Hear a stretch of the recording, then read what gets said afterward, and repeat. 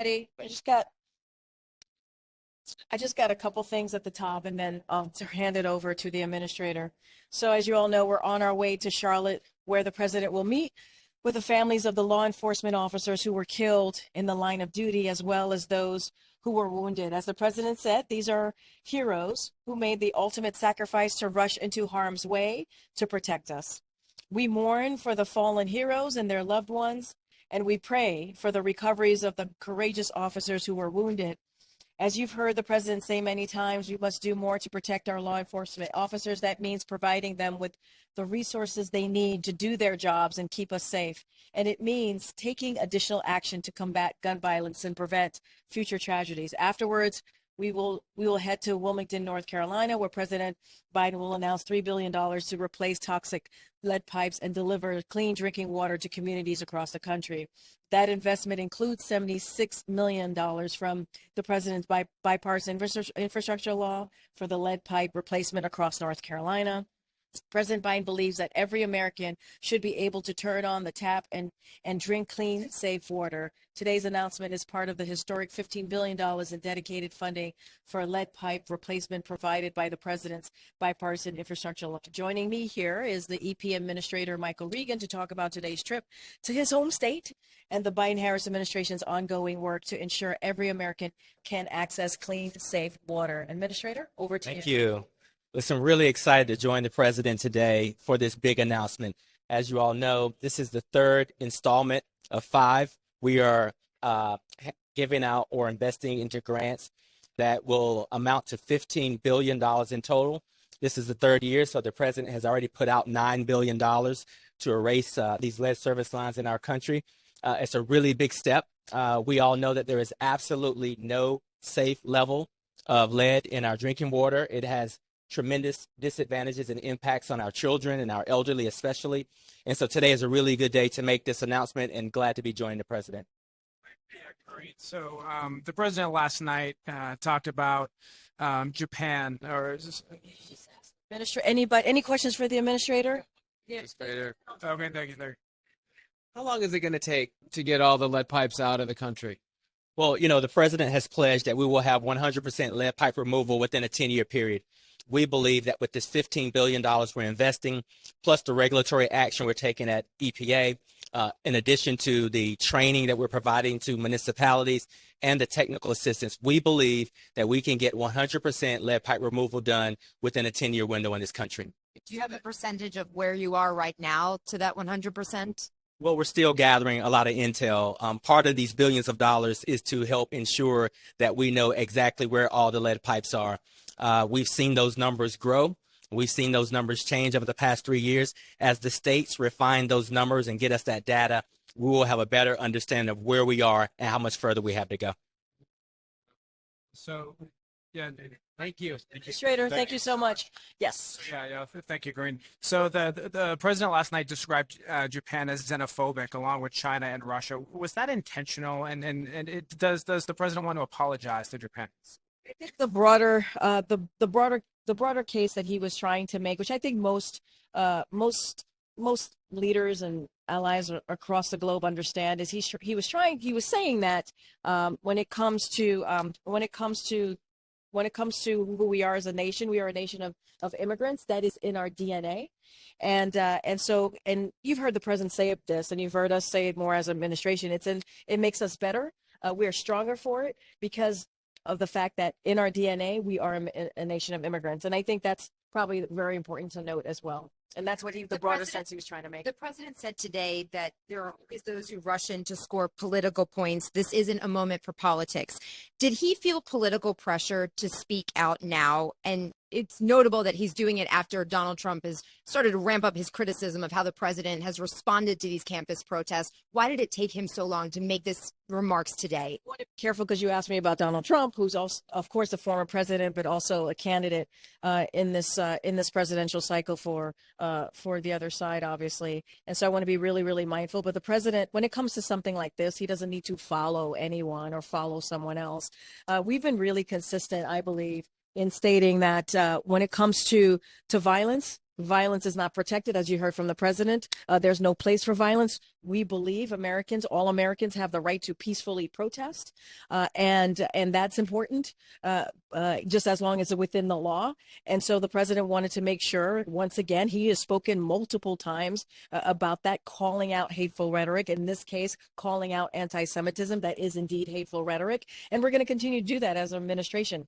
We've done that. We've done that the last 3 years. It has nothing to do with anybody following anyone's lead. The president, if anything, has been a leader on this. And so you've heard directly from the president, and you just laid out something that he said, right, which is, violence is not protected.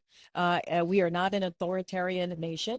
And he wanted to make sure that his voice, once again, was very clear on that. I want to try one more time on Japan. You made the comments last night, lumping them in with China and Russia, calling them xenophobic. He's opposed this Nippon Steel acquisition of U.S. Steel. The U.S. has initiated a national security review of that transaction, something that's typically reserved for U.S. adversaries. Is there concern that he is pushing a key U.S. ally in a region and a key bulwark against China away from the U.S.? Is there concern that that relationship is being harmed by these off-the-cuff remarks? So a couple of things. I mean, he was making a broader point, as I was saying earlier, when I was answering Karen's question about this country. And our allies and partners know very well that how much that this president respects them. As you know, in regards to Japan, they were just here for the state visit. That U.S.-Japan relationship is an important relationship. It's a deep, enduring alliance, and so we are certainly we share a commitment to democratic values and strong bounds of friendship between our peoples, and this was evidenced by, like as I just said, with the recent state dinner visit. And so he was making a more broad comment of speaking about this country and speaking about how important it is to be a country of immigrants and how it makes our country stronger. And so that's what he was talking about as it relates to our relationship with our allies. That continues. Obviously, we have a strong relationship with India, with Japan, and the president, if you just look at the last 3 years, has certainly has focused on those diplomatic relationships. And yet, Karine, Yeah.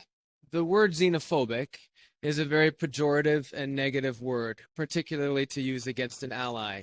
Is that what he meant? Look, the president was very clear.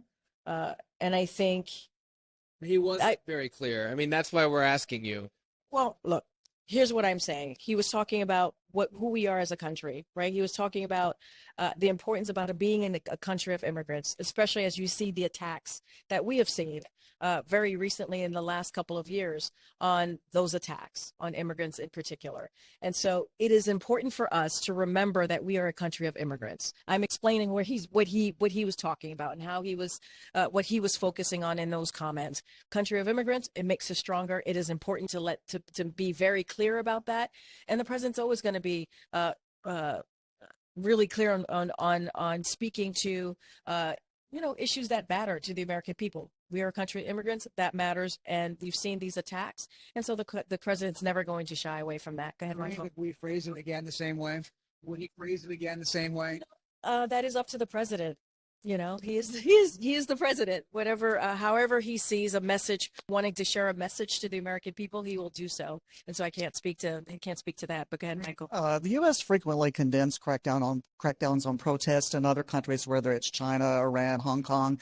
Can you help us understand why you see those crackdowns differently than what is happening here in the U.S. with the police arresting protesters? We have crackdown on protests? No, the U.S. has condemned other countries. You know, we have seen other countries protest, and we've always said it is the right for citizens to protest. I mean, I don't think that we have gone as far. I would have to see the example of what you're using in asking me this question. What I can speak to is what we've been very consistent about, right? You heard the president said it is our right to peacefully assemble. It is a right. It is part of what makes us a country of freedom, right? We are, which is really important, but it has to be peaceful. It has to be peaceful. It has to be within the law. And we will continue to say that Americans have the right to peacefully protest. Violence is not protected. We are not an authoritarian nation. That's what you heard from the president. And so as long as it's done in a peaceful way within the law, we're always going to support that. Karine, Donald Trump said that by admitting refugees from Gaza, the president seems determined to create the conditions for an October 7th style attack in the U.S. What's the White House response to that? All you have to do, I'm going to be mindful again.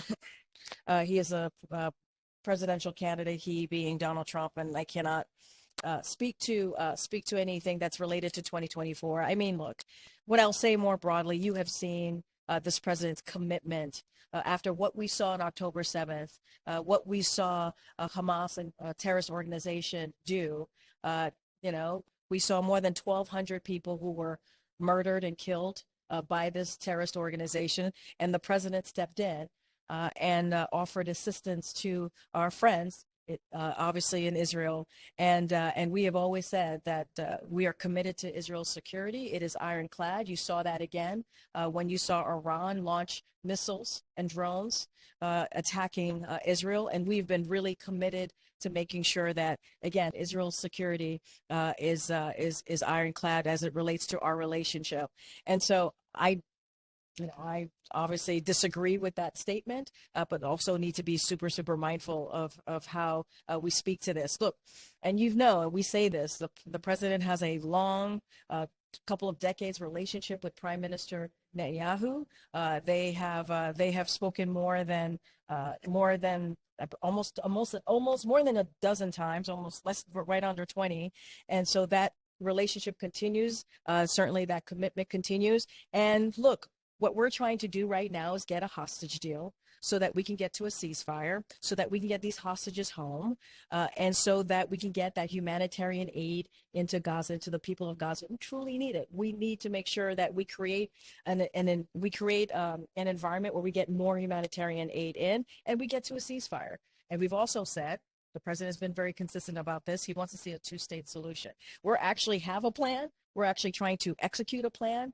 And the president is doing that through diplomacy. But the accusation that the U.S. could be less safe if there were refugees brought into the United States. What is the White House response? This goes back to the first question, right? Where I was saying that this is a country of immigrants. This makes us stronger. Right. And I think that's really important. And as we, I don't have any announcement to make on refugees. I was asked about Palestinian refugees specifically yesterday. Don't have an announcement. We're always looking at every option. I mentioned that there were 1,800 Americans, American citizens, Palestinian Americans that we try to certainly get home or come to the States after October 7th. We were trying to make sure that we got that done. And we've been successful in many ways. And look, as it relates to vetting and making sure that we are vetting folks who are coming to do that, that is something that we take very, very seriously. But to make such a broad statement, we got to be really mindful. I also have to be really mindful of how I answer that question. Karine, the former president said in an interview published yesterday that he wasn't sure that he would honor the result of the 2024 election. What's your response to that, and what steps is the administration taking to ensure that the election results are counted accurately and certified at the end of the process, no matter who wins? So again, got to follow the law, got to be really careful not to comment on the campaign. From here, President Biden is committed to the rule of law and protecting American democracy.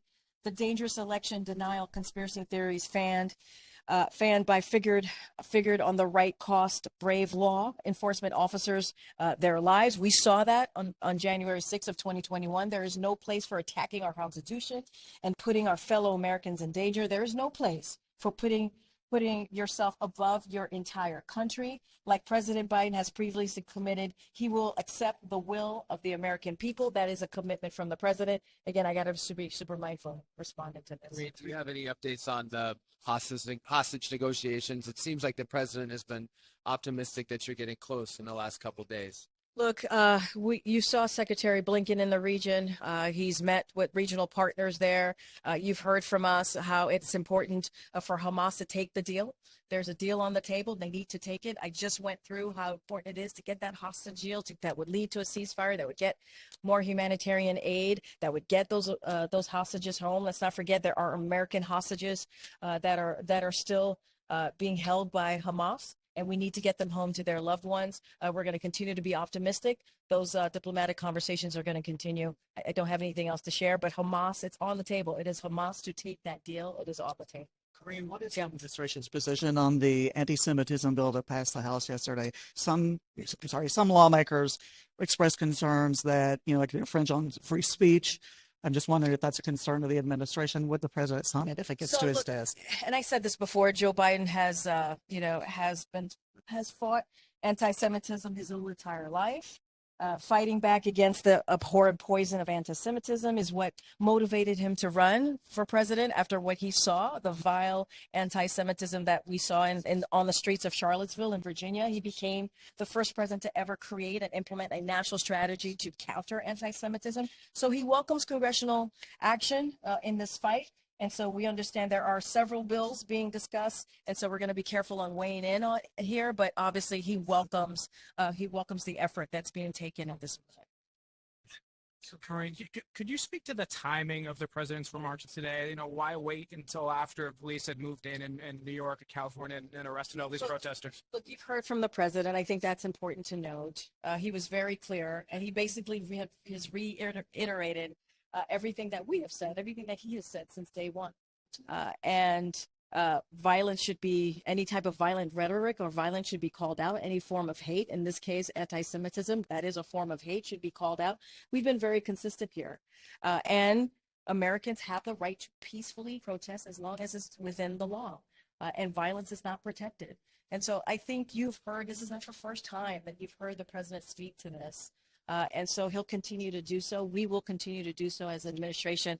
I have to sit down. Because I asked yesterday, has there been any follow-up or not follow-up? Has there been any outreach from the White House to any of the campuses, administrators, leaders on these campuses? I don't have anything to read out at this time, but thank you That's great. guys. All right, I'll see you on the ground. See ya. And Karine. Right.